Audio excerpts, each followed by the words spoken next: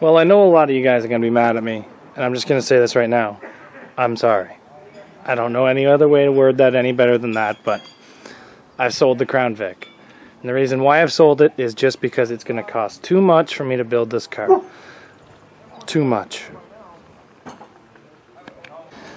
The cost of building this thing would just be too high. And a lot of you guys would tell me just to build this thing into a straight stock car. So forward motor, forward suspension, forward rear axle.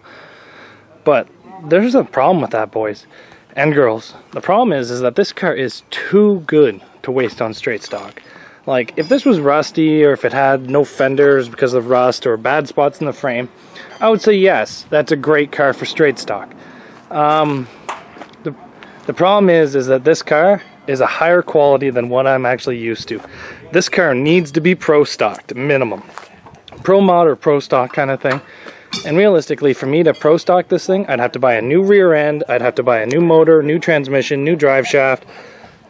Honestly, it's too much money for me to be putting out right now. I don't know. I know a lot of you guys are going to hate me for this, and I'm sorry. But I'd rather see this car get built to its full potential than kind of like a low budget build that I would end up doing to it. It deserves so much more, and you know what? It's going to get that. The gentleman I'm selling this to is actually going to be running a whole lot of pro stock shows coming up. So he's going to be hoarding up all these Crown Vics, and he's going to be building them right. This thing is super clean, and it deserves to be built right. And that's the reason why I'm really selling it. I want this car to be something special. I don't want it to just be a hunk of junk that's smashed up. It's better than that. This thing deserves to be something that it's not, that I can build. But we've sold it. What we've done is we've included a whole front new suspension. It's got a spindle, it's just on the inside, so that he can reclip it if he needs to.